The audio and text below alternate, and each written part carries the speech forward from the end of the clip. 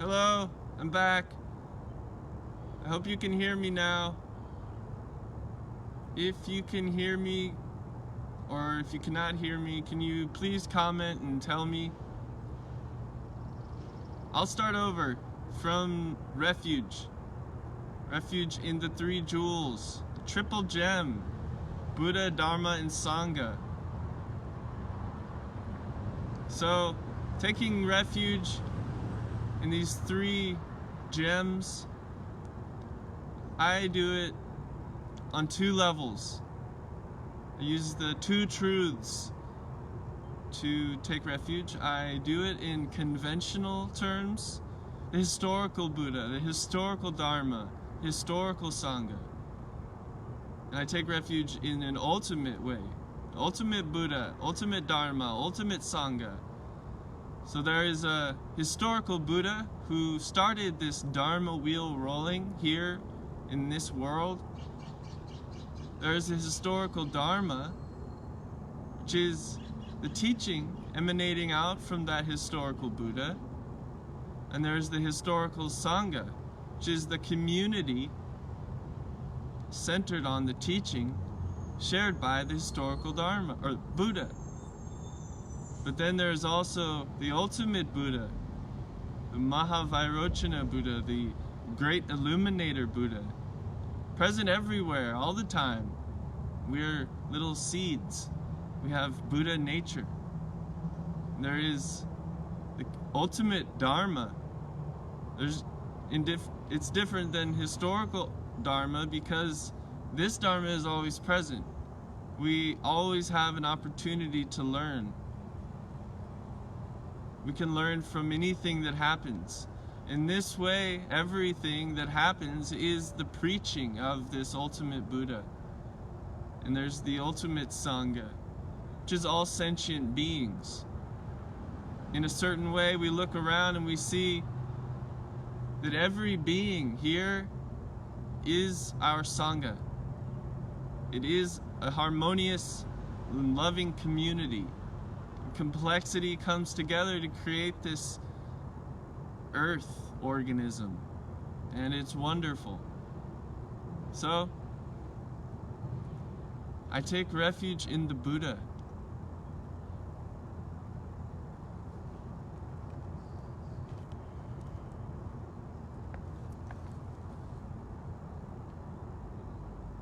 I take refuge in the Dharma.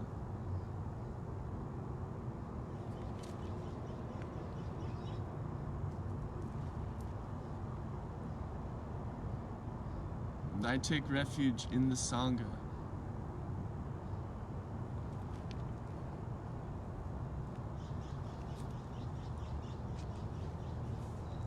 Can you hear me? My last video, the audio wasn't working. Please let me know.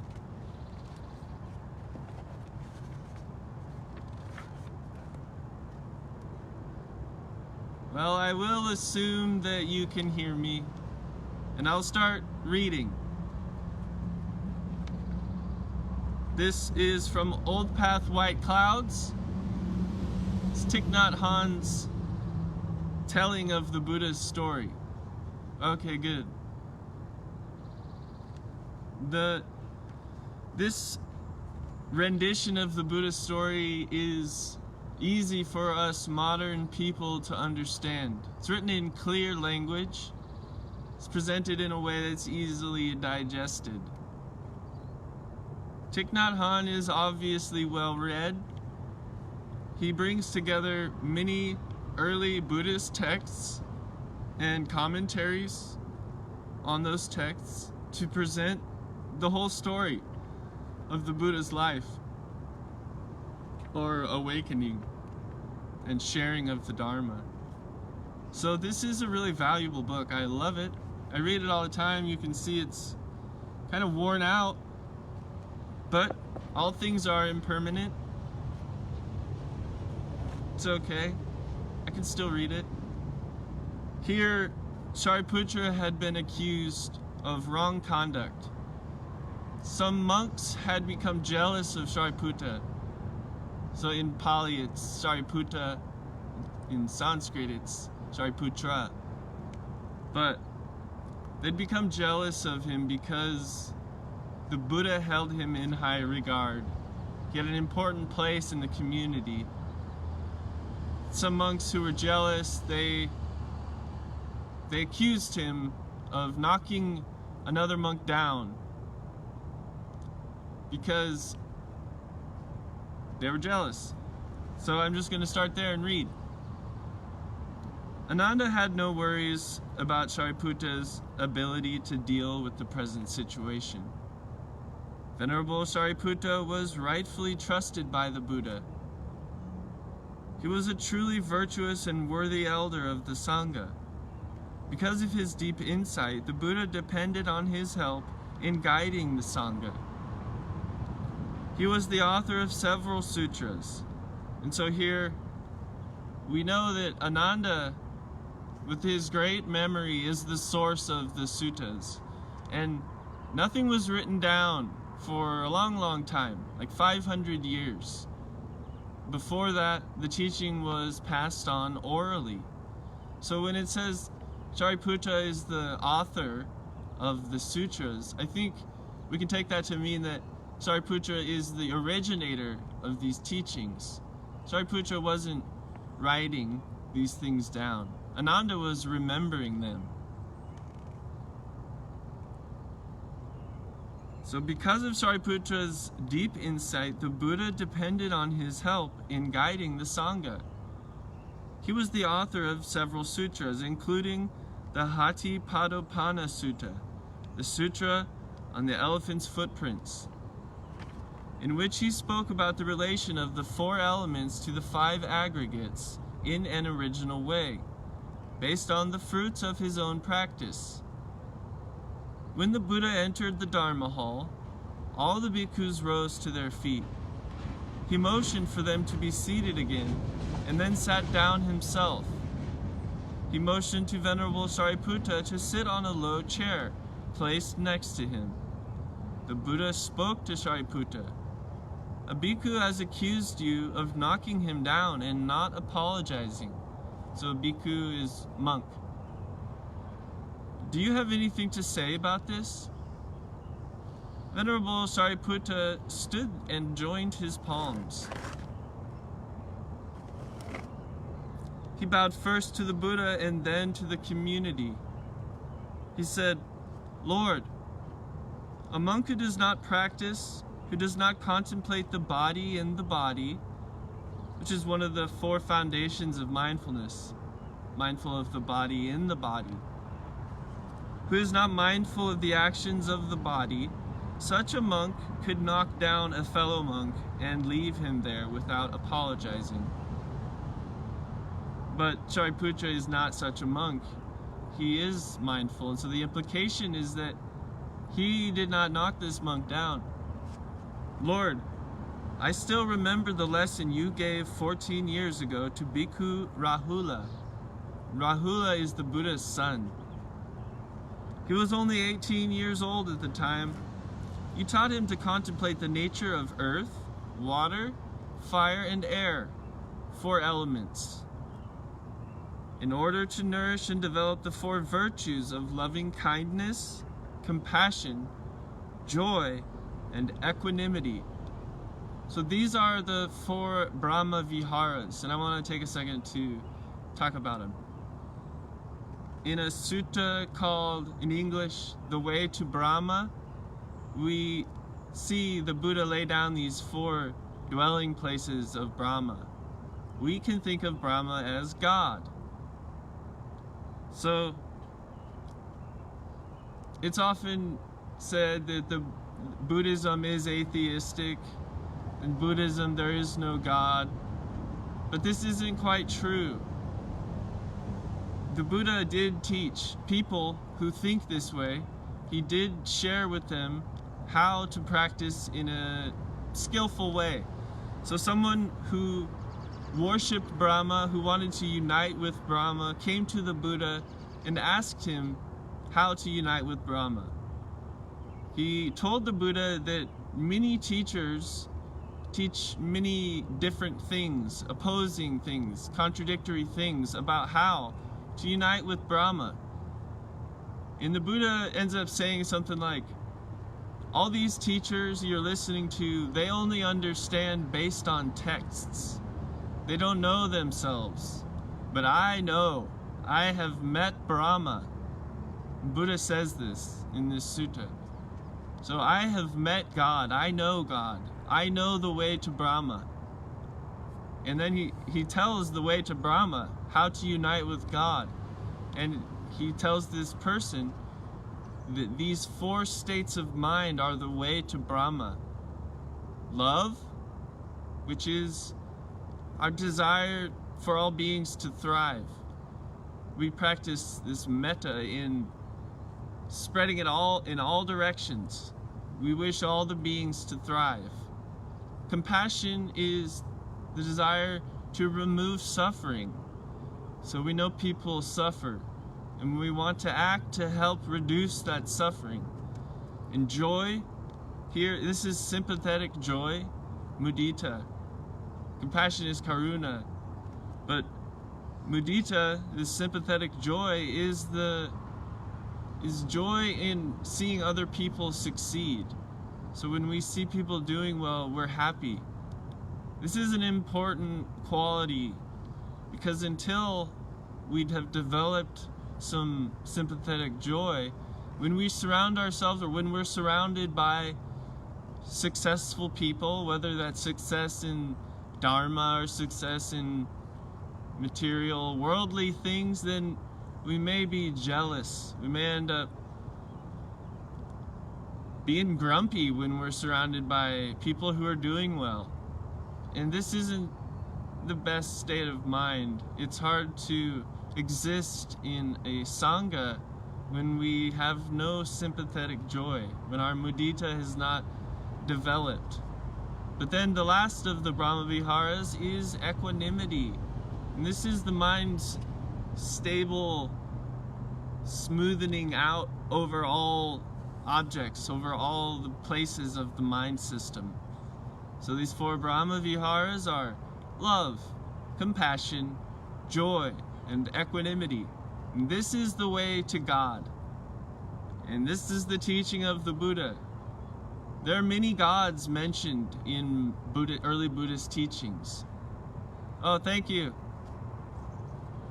Buddhism is not quite atheistic, though Buddhist cosmology doesn't need a creator god. And even there are creation stories mentioned in early Buddhist texts. But there is no beginning in this cosmology. Buddha speaks, like others in his time did, of an expanding and contracting universe, which is funny because it's similar to the modern understanding of this Big Bang. He says that there's an expansion and a contraction, and during the contraction all the beings are said to be in this Abhisara Deva realm, existing as like light beings fed on joy alone. And then eventually the universe expands again, and one being pops into this layer of reality and considers itself to be the creator, because it wishes, oh, I'm lonely, I wish there was another being here. And as soon as that wish happens, another being, due to its own karma, pops into this layer of existence. And so the first being thinks, oh, I created this being with my desire, I'm the creator. And the second being doesn't know, and so assumes that the first was the creator. And then more and more beings, due to their own karma, populate the expanding universe. It's really wild stuff, and it is in there in early Buddhist texts. So I'll keep reading. I just wanted to digress a little bit and talk about this Brahma. Thich Nhat Hanh teaches people from whatever tradition, whatever their beliefs are, whatever their views are, doesn't matter. Practicing mindfulness, you're a Buddhist already. He says he thinks fruit salad can be delicious. It's okay to mix the things in this style of teaching. Some traditional Buddhists don't like that. So, although your teaching was directed at Rahula, I learned from it also. I have made efforts to observe that teaching throughout the past 14 years, and I have often thanked you inwardly. Lord, I have practiced to be more like earth. Earth is wide and open, and has the capacity to receive and transform. Whether people toss pure and fragrant substances such as flowers, perfume, or fresh milk upon the earth, or toss unclean and foul-smelling substances such as excrement, urine, blood, mucus, and spit upon it, the earth receives it all equally, with neither grasping nor aversion. That's essential. This is important. This grasping on one hand and aversion on the other. These are two modes of the samsaric mind system. Some people, some ascetics, the Buddha spent time in an aversive state, practicing austerities, rejecting the body, rejecting desires, falling into aversion. The normal state of mind is addiction to sense pleasure. But then many people fall into the opposite, which is aversion. But here Sariputta is talking about how the earth accepts all things, whether they are fragrant or smelly, without grasping or aversion. These are equivalent to two of the three poisons, this greed and hatred. The last is delusion, which would be apathy, so disengaging from the world. Thai's Buddhism is engaged Buddhism. So we avoid all three: addiction, aversion, and apathy. We engage the world and the beings. We engage suffering.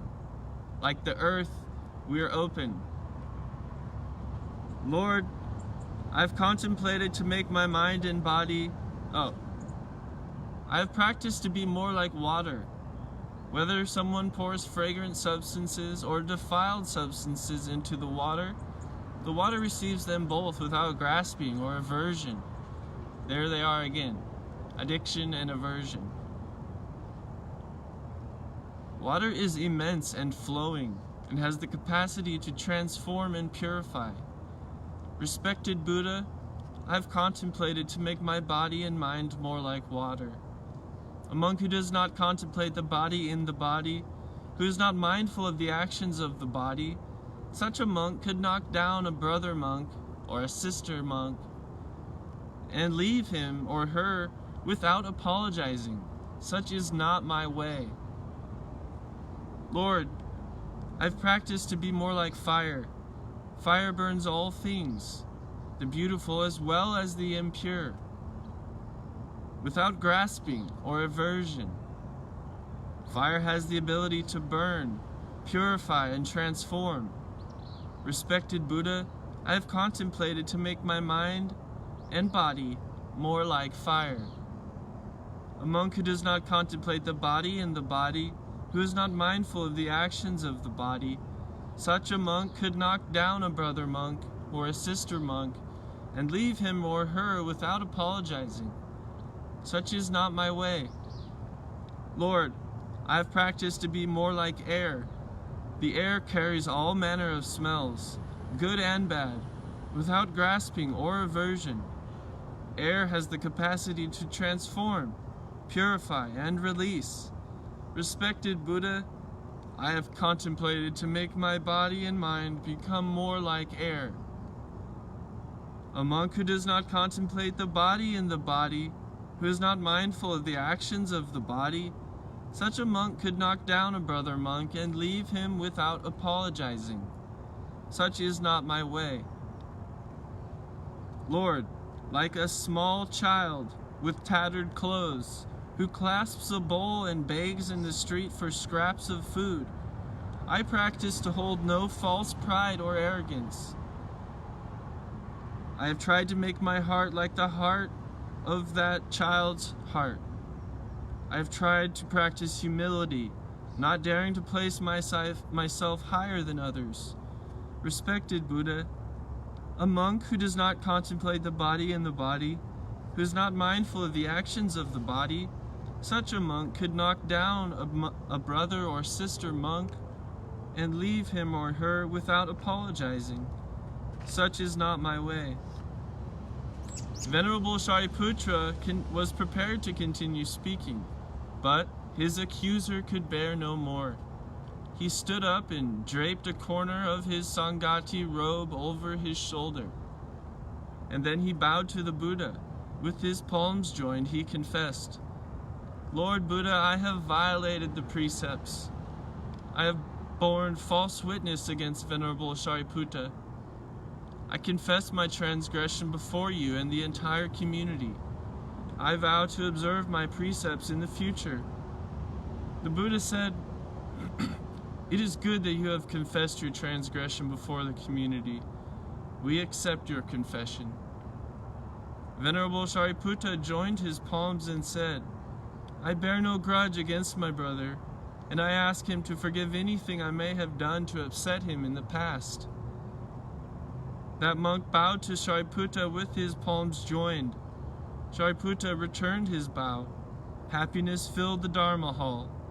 Venerable Ananda stood up and said, Brother Shariputra, please stay with us for a few more days. Your brothers would welcome a chance to spend more time with you. Venerable Shariputra smiled his acceptance. With the retreat season over, the Buddha traveled to many villages in the countryside. One day he spoke in Kesaputta, a village which belonged to the Kalama clan. Many young people gathered to hear him. They had all heard about the monk Gautama, but this was the first opportunity they had to meet him in person. One man joined his palms and spoke, Teacher, for a long time, many Brahmana priests have come to Kesaputta in order to teach their various doctrines. This has confused us. We do not know which path to follow. In fact, we have lost faith in all the doctrines. We have heard that you are an enlightened master. Can you tell us whom we should believe and whom we should not? Who speaks the truth and who is merely spreading false doctrines? The Buddha answered, I can understand why you have given rise to doubts. Friends, do not be hasty to believe a thing, even if everyone repeats it. Do not believe it simply because it has been repeated. Do not be hasty to believe a thing, even if it is written in Holy Scripture or spoken by a teacher revered by the people. Accept only those things which accord with your own reason, things which the wise and virtuous support, things which in practice bring benefit and happiness. Abandon those things which do not accord with your own reason, which are not supported by the wise and virtuous. And those you think are wise and virtuous, because who is wise and virtuous? Is there an objective standard? I don't know. And which in practice do not bring benefit and happiness. It should accord with your own thinking, with your own reasoning. It should bring benefit and happiness. And those you consider wise and virtuous should think it's cool. So this is an important teaching.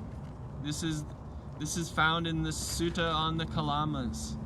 The Buddha gives this message to the Kalama people. Don't believe a thing just because it's old. Don't believe a thing just because it's written down.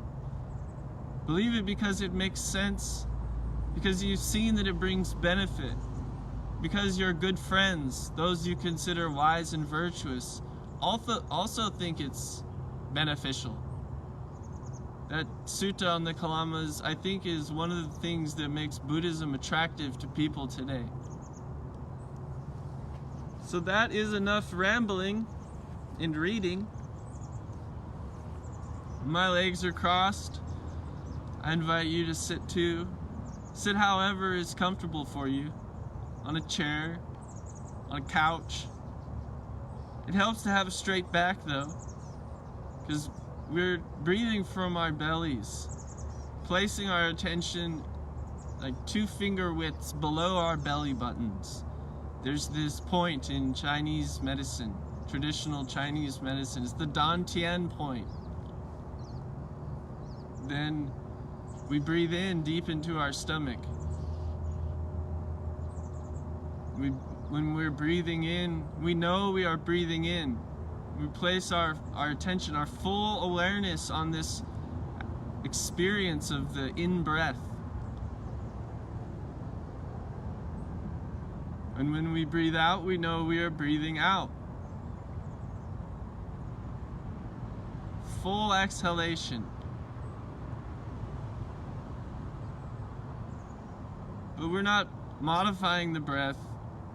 The breath will modify itself as we place our attention on it.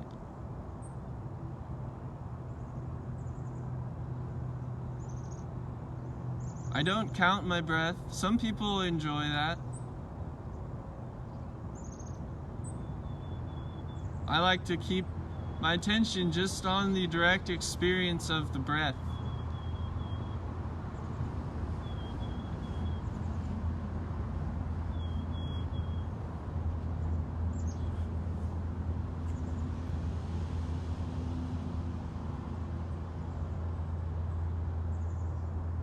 Breathing in, I know I'm breathing in.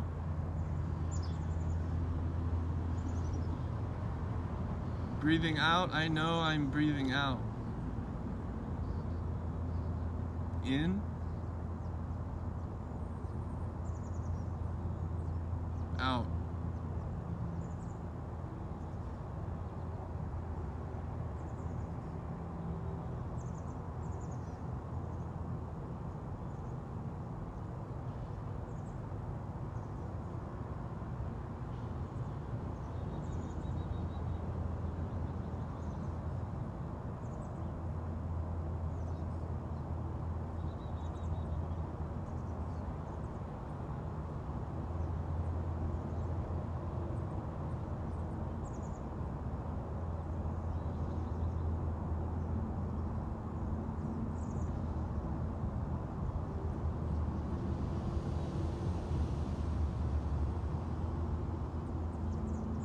It can be helpful to wear a slight smile. We can get at the mind-body complex from the inside or the outside. When we smile, we're sending signals to the mind-body complex that things are good. Helps to calm the mind.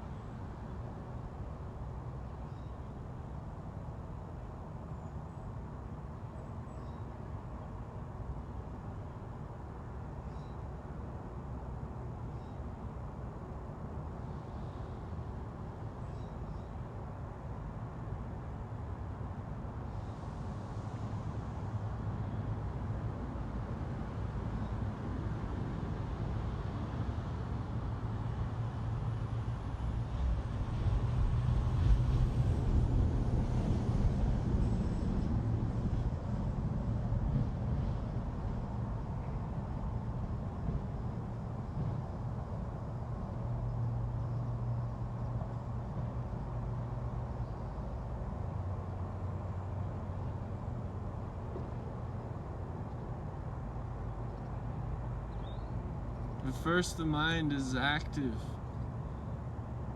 and the goal is to calm it. But then that happens, and then the goal is to keep awake. Somewhere in the middle there is a good place to be. In between dullness, unconscious inertness, sleepiness, and agitation, sensual incitement. There's a middle there.